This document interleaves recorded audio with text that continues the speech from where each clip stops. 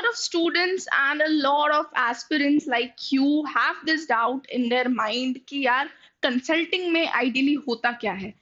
सबको ये तो पता है कि यार एमबीए के बाद सबसे सॉट आफ्टर करियर जो होता है वो कंसल्टिंग का होता है। ज्यादातर प्लेसमेंट्स जो IIMs and top B schools में होते हैं, ज्यादा परसेंटेज ऑफ द बैच भी कंसल्टिंग में प्लेस होता है। जो फेज वन में कंपनीज आती हैं वो लगभग कंसल्टिंग की कंपनीज होती हैं, कंसल्टिंग डोमेन में प्लेसमेंट करती हैं।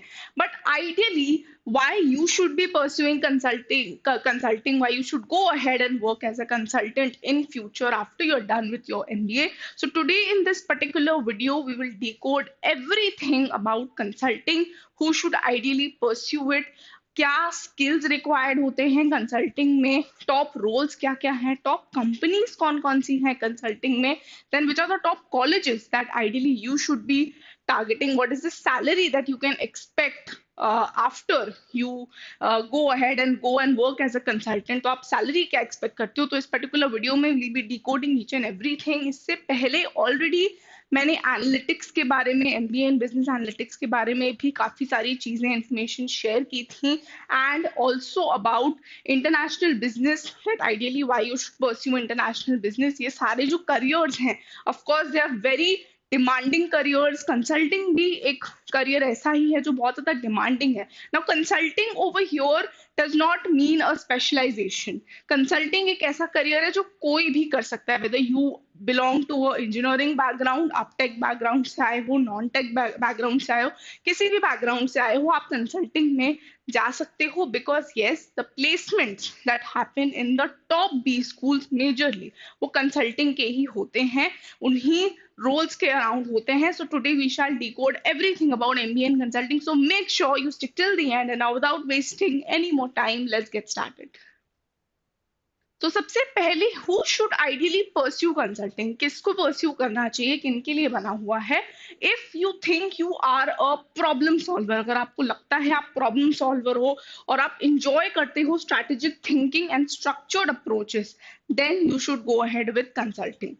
Next, people who thrive in fast-paced, high-pressure environments. If you think that you can work in a high-pressure environment, आप एक fast-paced, growing environment में काम कर सकते हो, then you should pursue consulting, because a consulting job, when you work as a management consultant or so and so consultant, it demands a lot from you.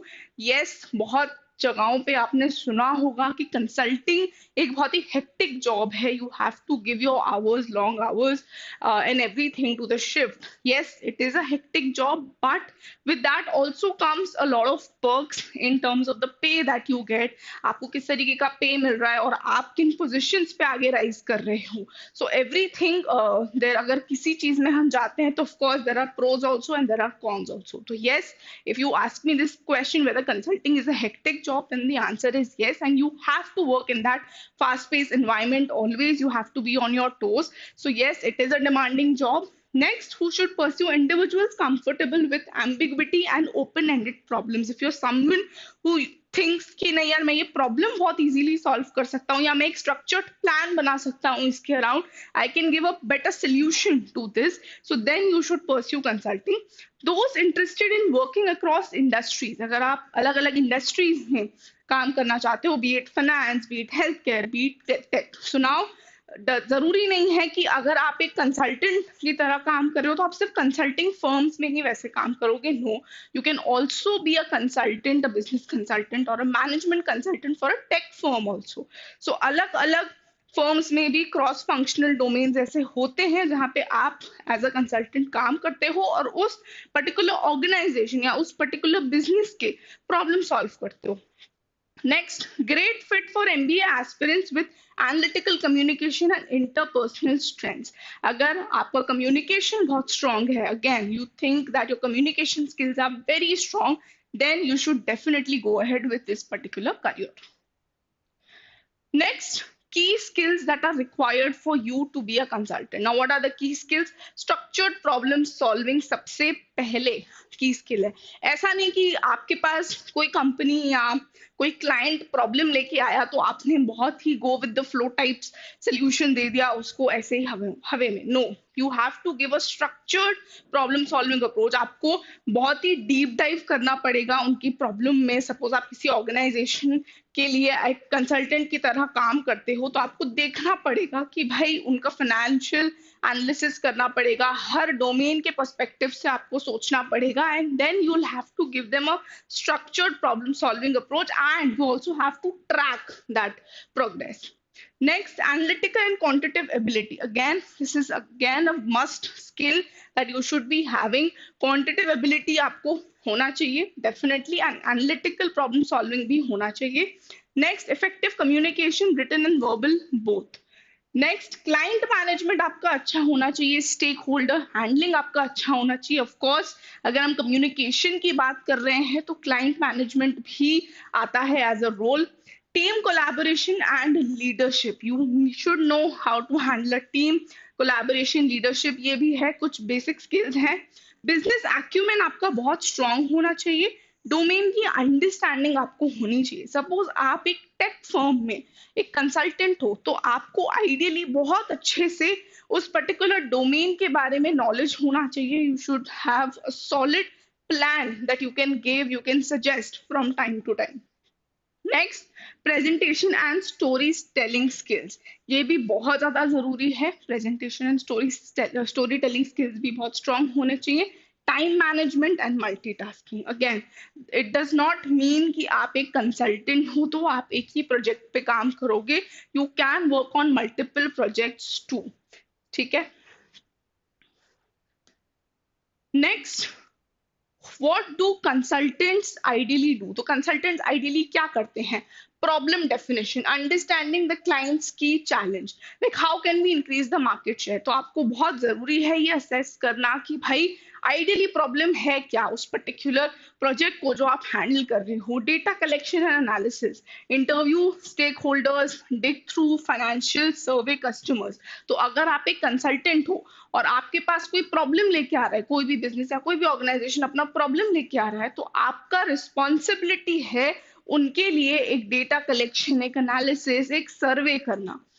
Next, hypothesis building, form structured ideas for solving the problem. आपको बहुत ही structured way में ideas को form करना है उनकी problem को solve करने के लिए। ऐसा नहीं कि आपने एक बार में प्लान बता दिया and you think that it should be executed and the problem is solved. No, you have to keep a track of it from time to time.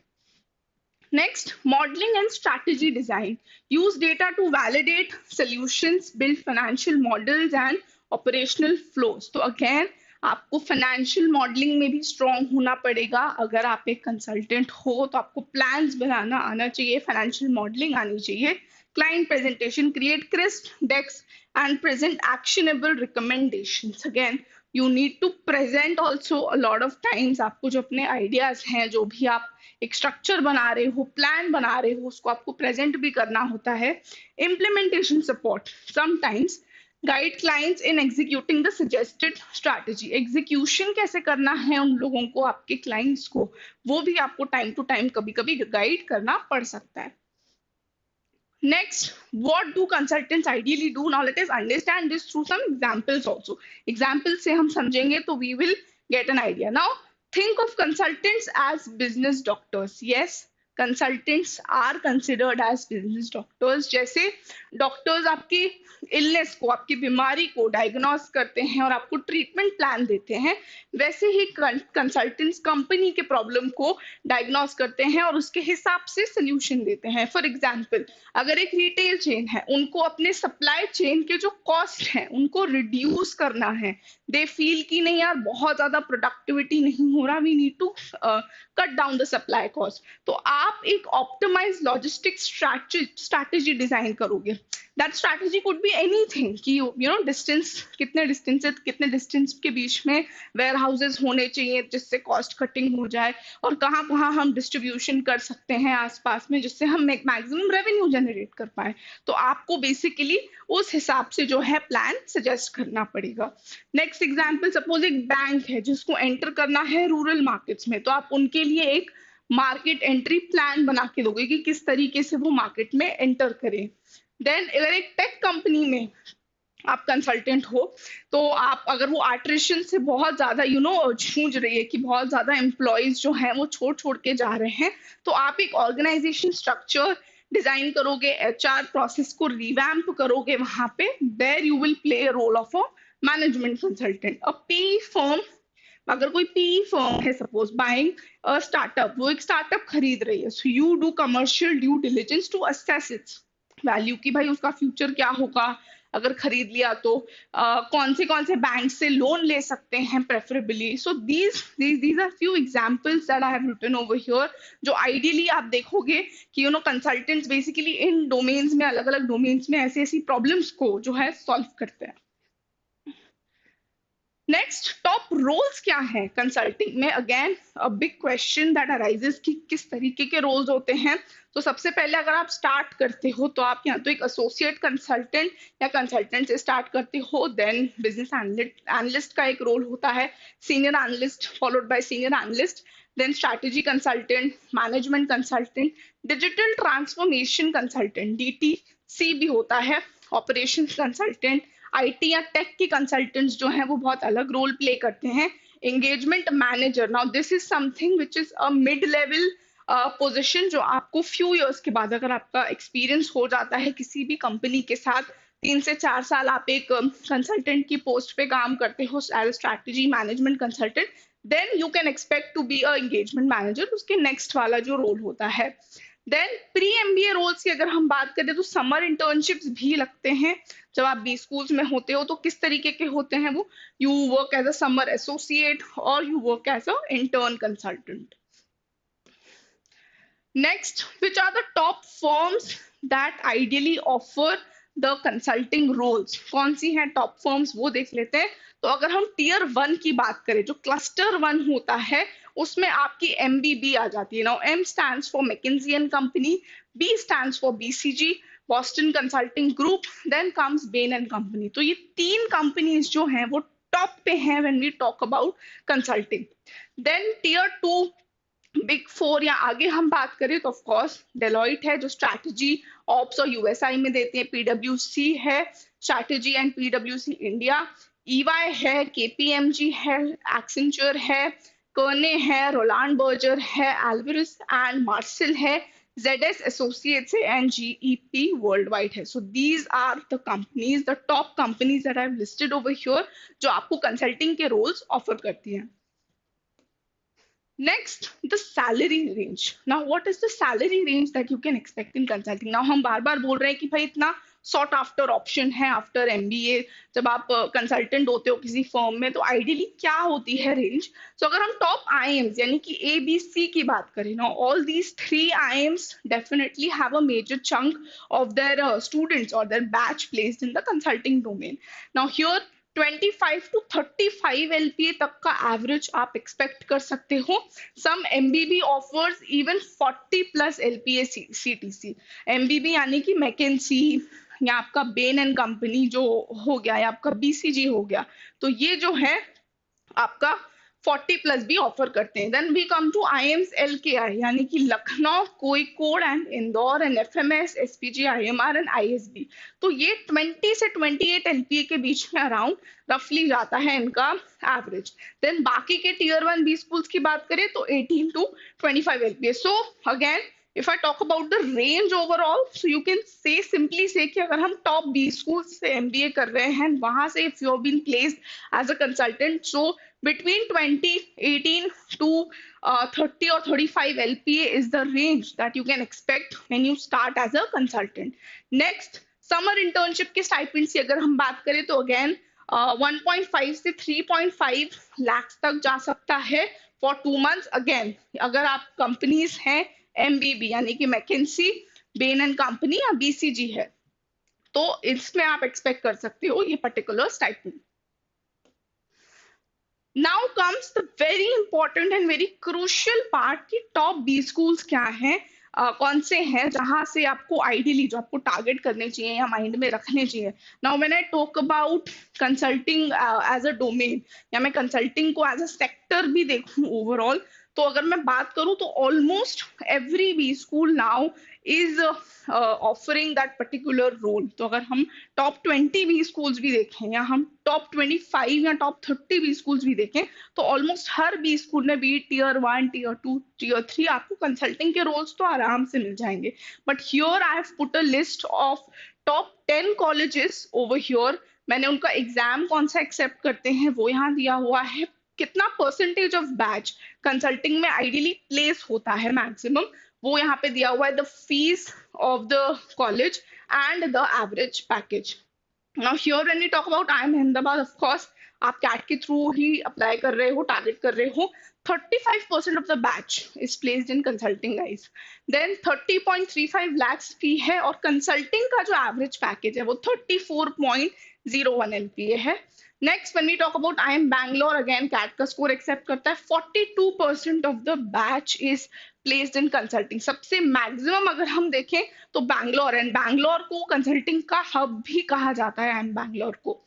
Next 24.70 lakhs fee है, 35.92 LPA is the average CTC for consulting. IIM Calcutta की बात करें, cat का score again accept करता है। 40.5% of the batch is placed in consulting again guys. 31 lakhs fee है, 35 LPA average package है। ISB Hyderabad की अगर हम बात करें तो अगेन कैट, GMAT और GRE तीनों के स्कोर्स एक्सेप्ट करता है। अगेन मैंने ये वायल वाले के फिगर्स नहीं लिखे हैं यहाँ पे, रादर मैंने वायल पी के लिखे हैं। वायल अभी इसी साल से स्टार्ट होगा MBA प्रोग्राम, सो जैसे ही उसके भी आउट होंगे figures you will get to know. Then YLP की अगर हम बात करें, 27% ऑफ द बैच जो है वो कंसल्टिंग में प्लेस होता है। 29.5 lakhs इसकी फी है। 36.64 LPA जो है वो जाता है आपका average CTC over here. Now this 29.5 lakhs fee is the YL का fees that I have put, और ये जो सैलरी मैंने लिखी हुई है जो कंसल्टिंग में जाती है वो YLP के लिए मैंने लिखी हुई है, that is 36.64 LPA. Next I am Lucknow, again CAT का score 37% of the batch is placed in consulting. 20.75 lakhs fee है, 33 LPA एवरेज पैकेज है। देन एक्सलर जमशेदपुर है, जैट का स्कोर एक्सेप्ट करता है। 26% of the batch is placed in consulting. 28.60 lakhs fee है, 31.08 LPA is the average package. Then FMS Delhi, CAT का score again accept करता है। 27% of the batch is placed in consulting. 2.34 lakhs fee है, 34.01 LPA average package है। SPJIMR Mumbai की अगर हम बात करें तो आप कैट या GMAT किसी भी स्कोर के बेसिस पे अप्लाई कर सकते हो। 37% of the batch is placed in consulting. 22.5 lakhs is the fee. 32 LPA is the average package. Next is IIM Kozhikode. IIM Kozhikode में CAT का स्कोर एक्सेप्ट होता है। Again 33% of the batch is placed in consulting. 20.50 lakhs is the fee, and 30.96 LPA is the average package for consulting. Then we have MDI Gurgaon, the last college in the list. Again, CAT का score accept करता है। 24% of the batch is placed in consulting. 25 lakhs fee है, average package is 25.5 LPA. Okay students, so that was it from my side. I hope this particular video with regards to consulting was helpful for you all.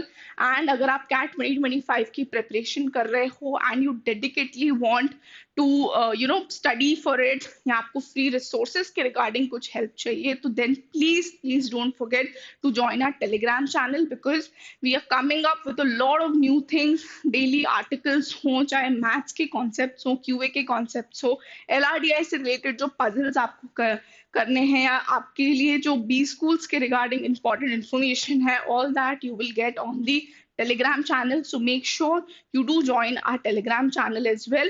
The link I'm attaching in the first comment. Also, do follow us on Instagram as well, because there is a lot of information and a lot of live sessions also we do on Instagram sometimes. तो आपके कुछ भी doubts हैं, कुछ भी queries हैं, वो वहाँ भी resolve हो जाएंगे। और ऐसे और informative content के लिए Supergrads Cat के channel को subscribe करना मत भूलना।